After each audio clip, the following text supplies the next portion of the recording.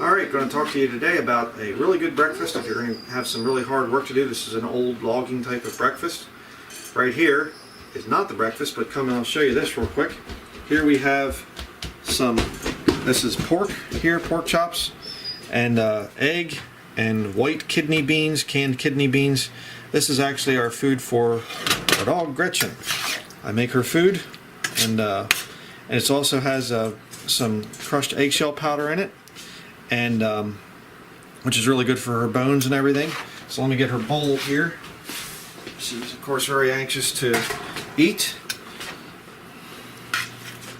And this cost of this, you can buy fairly inexpensive meat. We usually wait till it goes on sale. If it's, you know, past the time when it's considered really fresh, it's still good meat. It's not like it's rotting or anything, but you'll get it sometimes up to $3 off.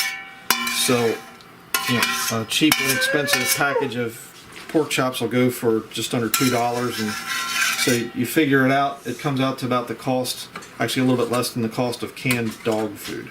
So in the first year of the dog's life, it's important to make sure that they have good nutrition. So that's why we do this. So there we go. We get her food ready here, and this is the book that we use. This is kind of our guide to health for our dog. This is Dr. Pitcairn's Complete Guide to Natural Health for Dogs and Cats. If you have a pet that's suffering from different types of sickness, I highly recommend this book. Not being paid to say this or anything. It's just we've gone into a lot of this and done some study. Canine distemper, talking about the different types of shots, treatment, choreo recovery. Gretchen knows her food's ready, so she's a bit, kind of losing it right now. But all kinds of different stuff that your dog might, encounter and whatever, and your cat as well. Pretty good book. So, are you ready for your food, Gretchen? Okay. Come on out. Again, crate training is part of what we do here. Oh man, that tail's getting big. Sit, sit, sit, sit. Stay. All right. Now we ask God's blessing for the food as well as our own. Okay, quiet. Dear Heavenly Father, I do pray that you would please bless and sanctify and cleanse this food for Gretchen's sake. Help her to be a good dog. And I pray that she would recover from any vaccine damage that she's had from her past. I pray in Jesus' name. Amen. Amen. And no, we don't vaccinate our dog either. Okay? Nutrition is the key to health and good, strong immunity, not some stupid petrochemicals that they stick into you. All right? Vaccines are ridiculous. All right? So put her food over here on her mat. Stay. This is also important that you let the dog know who is in control of the food. Gretchen. Okay. Alright, now on to actually what we're going to be making today. We're going to be making, could you go get some beans, Oliver? I'll watch one can.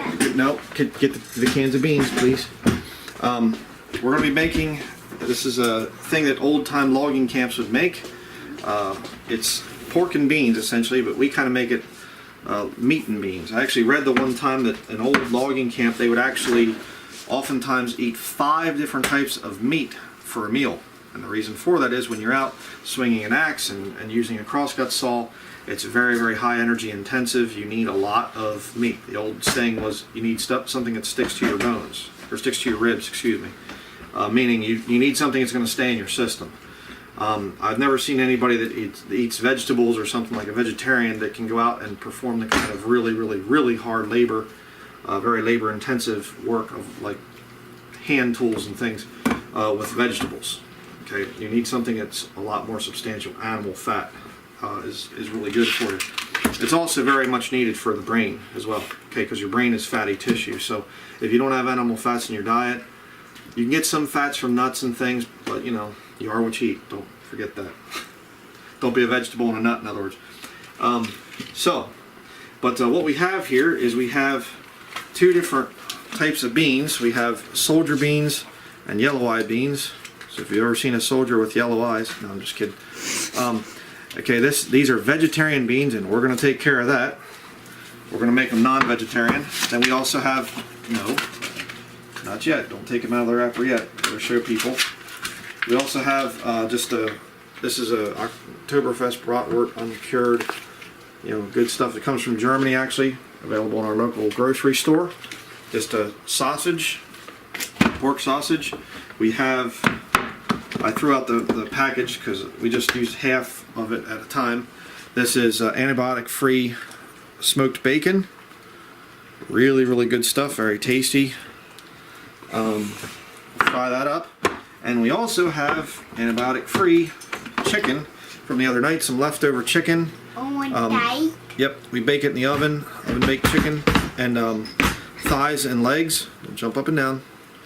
And so we're going to have 3 meats in our food this morning, so really good stuff. And of course we need an onion.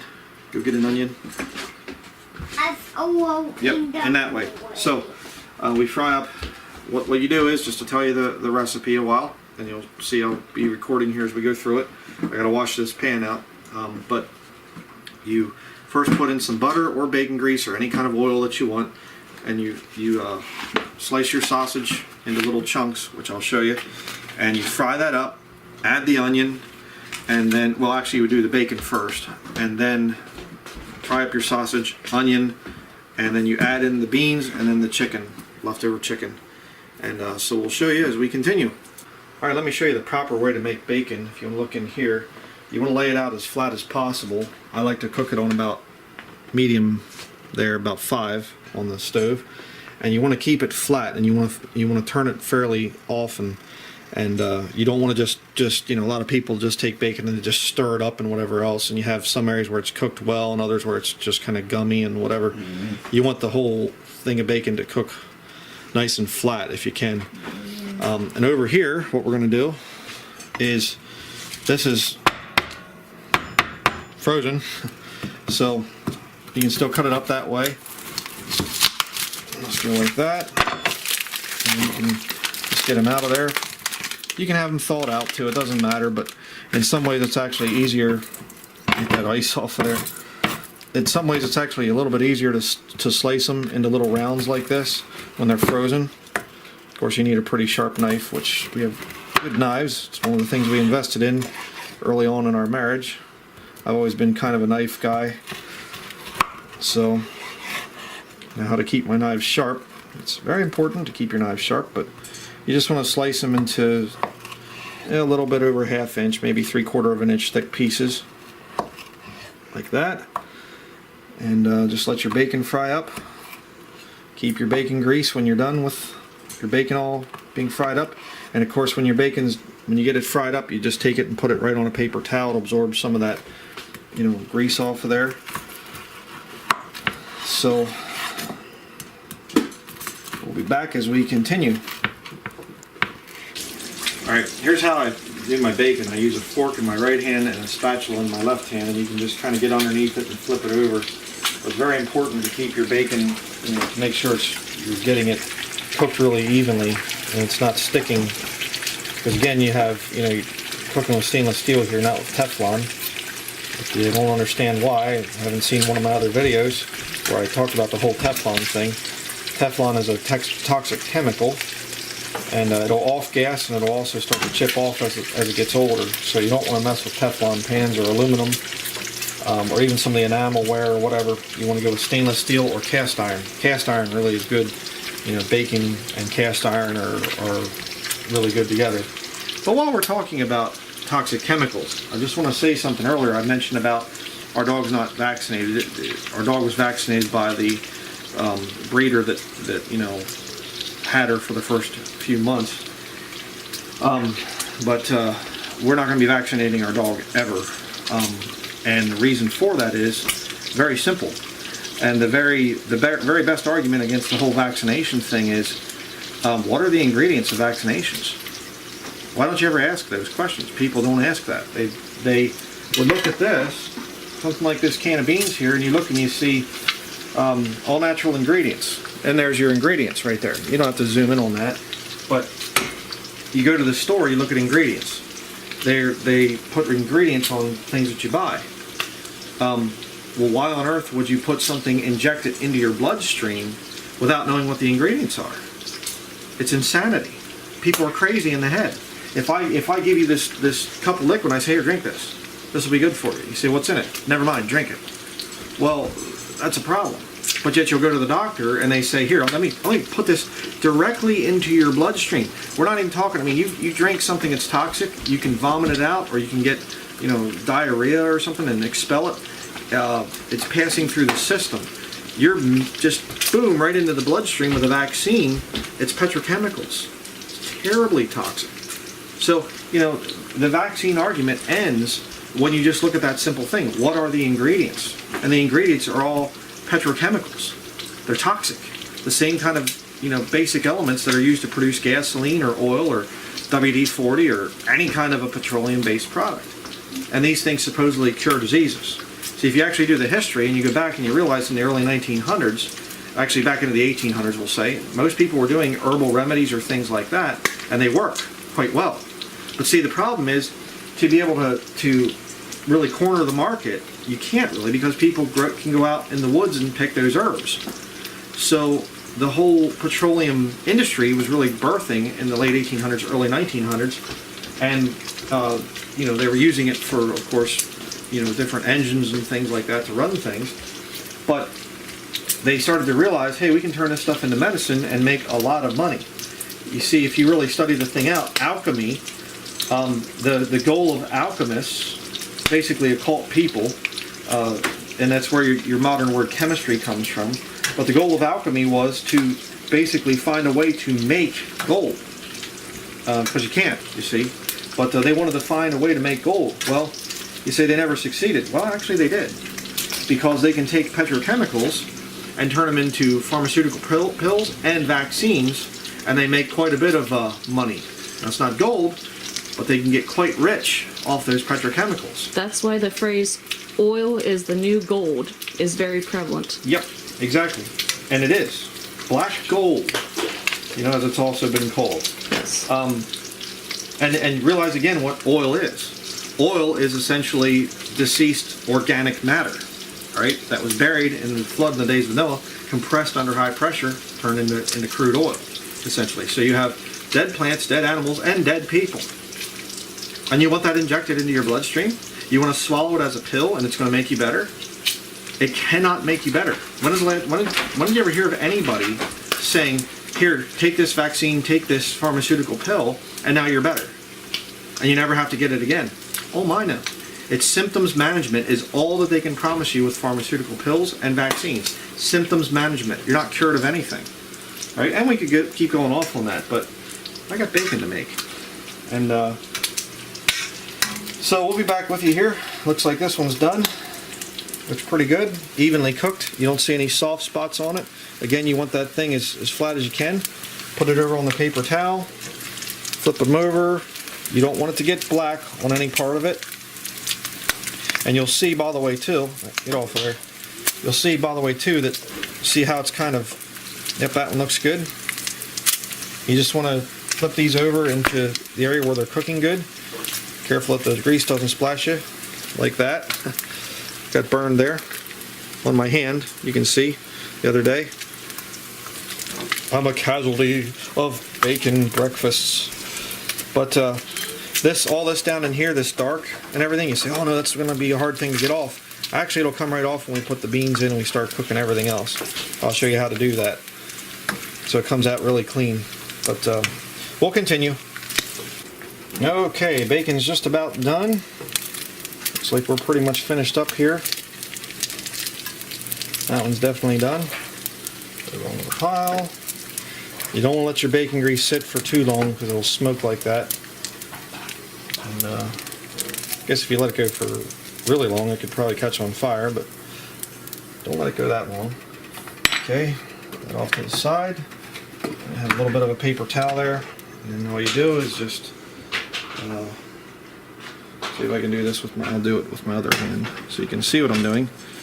Just take your jar of bacon grease right there, and you want to just pour in most of it to save for other recipes later. But you want to keep enough bacon grease in there, wipe it off so it doesn't burn when you put it back on the burner. You want to keep it in there, or there's enough bacon grease in there to cover the bottom. So again, stuff doesn't stick. Put your lid on. Do not touch this area right here where the bacon grease is liquefied, because that's very, very hot. Touch in underneath it and it'll be nice and cool. You do not need to refrigerate this, okay? I've been doing this for a while. We do not refrigerate it. Just sit it on a shelf and put it back in there and you'll be fine. Now, you're gonna put your frying pan back on the stove. I have my onion cut up here and I don't want to put that in quite yet. Again, just leave it on the same heat setting, about number 5 on your stove. Push this right in, like that. Okay, we'll do the onion here in a little bit. So you just want to move these around. I should have probably left a little bit more bacon grease in there.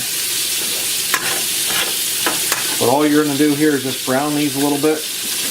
Then you add in the onion, and these will continue to cook throughout the process. Come on, split up.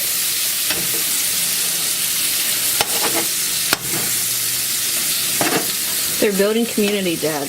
Well, I'm breaking them up. Not supposed to be together. Supposed to be separate. Anyhow, so we're going to do this for a little bit. Brown these up a little. Just make sure you keep stirring them. And if you do like I did there, you can always add a little bit more grease in, or a little bit of olive oil or butter or whatever else you want. And you don't have to put 3 different types of meat in. Okay, we're just doing it because we have a big day ahead of us. We're actually going to be deconstructing an old school bus, and we're taking the seats out today. And there's different ways to do it. We've done it in the past, and you can grind the heads of basically where the seats bolt to the floor. There have to be bolts that go right down through into the frame, cross members or whatever, or just the underbody, whatever. And here in northern Maine, because they put junk all over the roads, there's a calcium chloride. That's one of them. Probably Yeah. sodium chloride and maybe even magnesium chloride now. Yeah, but it really rusts things really bad. And so what happens is these nuts get totally rusted onto the bolts, and you can't just get underneath there and turn them out. And so a quick way to do it is just to get an angle grinder and grind the heads of the bolts off. But if there's a lot of debris and stuff, you get sparks flying all over the place on the inside of the bus from doing it that way. So I did it last time. So what we're going to do today is we're actually going to try to get in underneath the thing and actually have a breaker bar, not to be confused with a certain false prophet name breaker, but you put the thing on and then you can actually just snap the bolts off. They're not real big in diameter. So that's what we're going to be doing. So we're going to need a lot of energy crawling around underneath the bus in the snow and breaking bolts off. So Now don't pick on me, Dad. I've broken a few bolts already. Yep. With the Lord's help, Yeah, don't we were pick doing on it the me. other day and she was breaking some. So we're going to fry these up. You can see here they're already starting to get browned up a little bit. Going to get a good coating on these. And these ones have cheese in them, so you have to be careful to definitely keep them moving, because the cheese will come out and they'll start to stick to the frying pan. But just keep them moving around, and then we'll come back here and we'll put the onion in. All right, we're getting them pretty much where we want them here. It's about the color that you want, kind of a golden brown. You can make them a little bit darker if you so desire. Again, it's not a real tough recipe here or anything. You just want to make sure that they don't stick. Okay, now take the onion, just sliced and quartered, halved and quartered. What you do, straight in there. This will add a little bit more liquid to the mixture as the onions kind of cook a little bit.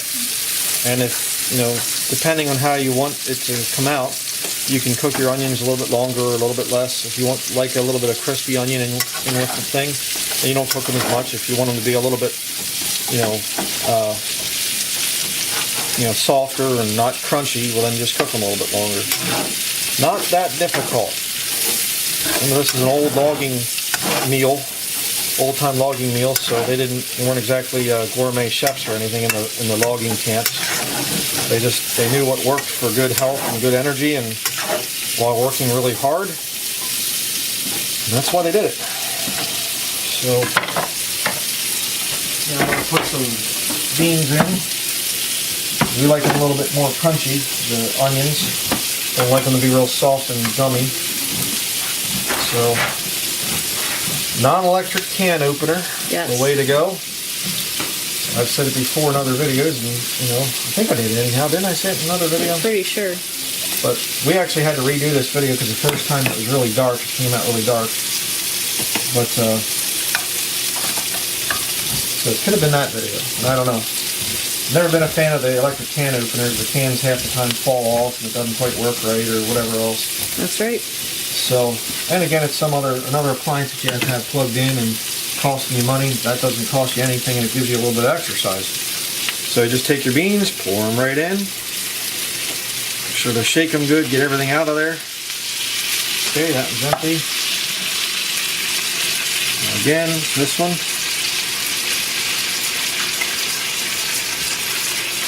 And the heat, you never really mess with the heat the whole time. You just kind of keep it at about 5 on your stove, or whatever works for you. Don't want to have too much heat to it, and so you're burning it on the bottom. And now what will happen is, as you start to cook this, a lot of that bacon grease, it looks like it's burned on down there on the bottom. You can see it's already starting to come off. You just kind of stir it, and it'll come right off. It's pretty neat. So you just want to let this cook for, well, maybe 5 to 10 minutes, about like that. And you can add the bacon, you can add the chicken, and you have kind of a meat lover's beans recipe that gives you plenty of energy, and definitely good if you're doing a lot of hard work. I don't really recommend it if you're going to be sitting at the computer all day. The food we eat, again, is kind of fattening food, and I know the whole ketogenic diet thing, which is great, and I think there's some good things to it short term. Yes. As I've said before, I think long term, when you're cutting out a lot of fruit and things out of your diet, I think it's a bad idea. God designed you to have, some variety in your diet, so I'd be careful about sticking with something like the ketogenic plan or any other diet, really. You want to have all of, well, not all, but what God makes, fruits, vegetables, meats, grains, dairy, the whole thing in your diet. Again, that's another reason why I'm against vegetarianism and specifically veganism, because you're being commanded to abstain from meat as well as other things too, veganism especially, and I'm very much against that, and I don't think it's what God designed. But you just let this cook up for a little bit. You'll see when it's about getting done, it'll start to bubble a little bit here and there. We're not anywhere even close to that yet, but it's starting to take shape now.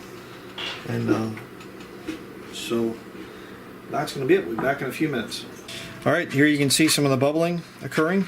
So we're about ready here for everything else. Again, you don't want to let it cook too long because then the beans just turn into mush. And so you really don't have to cook it real long. And as you can see, by the way, look down underneath there, all that burned on stuff and everything else is pretty much gone. There might be some over at the edge there a little bit, but you just scrape like that and it comes right off. Pretty neat. You can actually do dishes with your food. clean your pan with your food. And then you just take your bacon and just crumble it up into pieces like this. Hands get nice and greasy. That's okay. And then you lick the bacon off your fingers. No, that's not civilized, honey. Come on. This is a very, very high class home. Act respectable. Mm-hmm. What would the neighbors think? I don't care. It's terrible. People in northern Maine are very high class people. Yes. We actually saw something yesterday. I got to tell everybody about this. We're at a Tractor Supply, and for the very first time in my life, I saw something in the back seat of a truck. It was a crew cab truck, had the 2 rear doors, and the 2 front doors. And walked out, and I see this brown fur like thing in there, and I thought, oh, we've got a dog, maybe 2 dogs, or they're kind of big. Got a little bit closer. There's 3 calves. Okay, baby cows. 3 of them. in the back seat. I thought, well, okay, that's a record for me. I've never seen that before. And so that was pretty good. But there's the chicken, putting the chicken in. Okay, put this in the sink. Just gotta wash my hands off here quick. Not gonna lick them for the camera, but it was suggested to me. We'll get into that. Don't pick on me. Terrible. I like to be natural. I know it. So, then all you do down here is you just stir it all together like that. And the bacon obviously is already cooked. The chicken was cooked the other day. Just had his leftovers. And so it doesn't need to be cooked really long to make sure everything's okay. It's there. It's already pre-cooked. So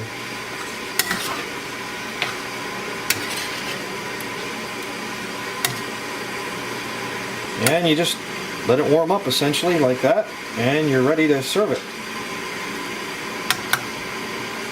And it sounds like our tea kettle is about finished. About ready to throw a fit. And if you're from the UK, you might recognize this type of tea kettle. It's an older one, and it is a simplex tea kettle made in England. So again, we bought that used many years ago. Amazing the kind of things that you can find at used stores and like Goodwill stores or antique shops or whatever else. A lot of our stuff is antique. So I thank the Lord for antiques. yep. This thing cleans up really beautifully as well with the brass and the copper and everything. But there it is, our simplex tea kettle. So be right back. Alright, we're all done. Ready to serve in our Union State bowl. Oh boy. Showed the Confederate State one earlier in one of our other videos. So just put it in there and keep your hands away from the bottom because it's really hot. Really good meal. Gives you energy. We only eat 2 meals a day. Eat in the morning and eat in the evening. And this will carry you through all day when you're working hard. So highly recommend this as a meal. And there you go. Sausage, bacon, chicken, onion, and 2 different types of beans, yellow-eyed beans and soldier beans. A really good meal. Give it a try.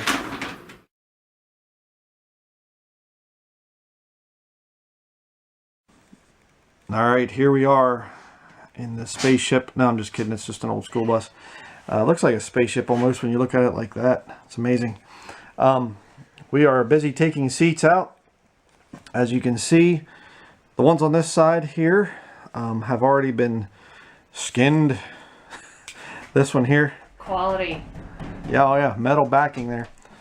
This one here, what we do is you take a utility knife and you cut along the back, get this red vinyl off this, well, maroon, whatever. And then there's the padding underneath it, and you pull that padding up and off. Then you got to cut the bottom of the vinyl and it comes off. You just pry it off. It's stapled on. You can see the staples right there, and some old glue that's Lord only knows how old. And we already took the seat pads off the bottom, but then over here you can see there's 2 bolts. I already have one out there on, well, it's the whole way over there to the left, and then there's another one right there and back in there like that. And then down here, this is the hard part with taking buses out of school, or taking buses out of seats. Yes, taking the seats out of the bus, excuse me. Yeah, brilliant. Here you can see how all the junk that they put on the road actually comes up through. It'll work its way up through metal like that. And it's not just, slush on the children's boots or whatever that does this. It comes right up through, and you see all that white there around it, all that salt and everything. And these bolts that go down through there, you can grind the heads off and then just pry the thing up. But puts sparks all over the place. And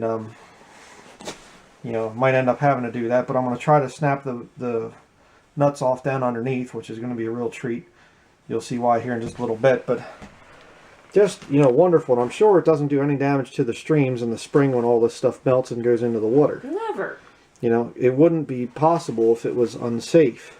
Because the government would bankrupt the industry overnight. Sure, absolutely. And then you get all those nice, wonderful pieces of gum that are years and years old, like that there. You know, So funny. Yeah, for Gretchen, she likes to eat them. But it's funny that you know some child was chewing on that, and they stick it in underneath the seat frame, and it's there probably 10, 12 years later. Yeah. Don't eat gum. Gum is not very good for you. So, and you can see out here, outside, how much snow we have left. That's an ATV under the tarp there. Windows are pretty dirty, but that's what happens when you drive on dirty roads. But yeah, the snow's pretty high yet. So I'm gonna do a little bit more filming in underneath the bus, and we're gonna see if we can get these stupid seats out. All right, here we are. Going to go underneath the bus.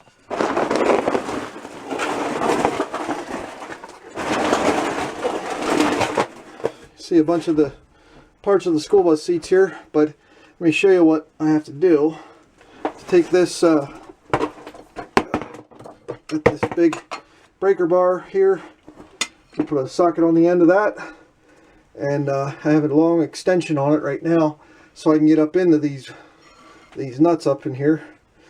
You know, I deal with nuts all the time. People on YouTube, in other words. You can see how badly rusted these things are. And there's one that we already broke off the other day. I got to break that one off, and then that one will come out. But that hole back there, I got those two off. I did spray some WD-40, and the one came off, the other one just locked up totally. So, but so you can see here, see if I can get this. There's two there, two there, two there. They kind of alternate going down through there, all the way down through. There's the big old differential right there where my foot's pointing. And man, it's gonna be a fun task. But we'll see how it goes. Okay, this is gonna snap, I can tell. Well, maybe not. Might actually come off. Oop, there it went. Okay, done.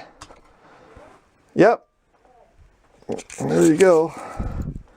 You can see it snapped off. And then what we do is take an old bolt right here, put it in through the back. Here, see, like that, and you just take it, and there it comes out. There you go. Do like this so you can actually see it. Yeah. Drop it into the toboggan that I'm laying on, and I don't know how many more we have to go. Quite a few. There's the next ones. Okay, they actually come through the brace there or whatever. Alright, well, change of plans. We got about halfway done, and what we're discovering is whether mechanics or at the factory or whatever else, a lot of the nuts underneath are actually rounded over. So I put my ratchet or my socket up on it, and I try to get any kind of grip on it, and not happening. So a lot of them are snapping off, but you know, I'm gonna have to use the grinder to get a couple of these off. So I just said, well, you know what, the grinder's a lot quicker. So if you're ever wanting to take school bus seats out, use an angle grinder, and just get down in there and get a metal grinding disc and just grind the heads of the bolts off, and then everything just comes right out and it's fine. So but thankfully we had a good breakfast this morning, so still feeling really good. So that is going to be it. Thank you for watching.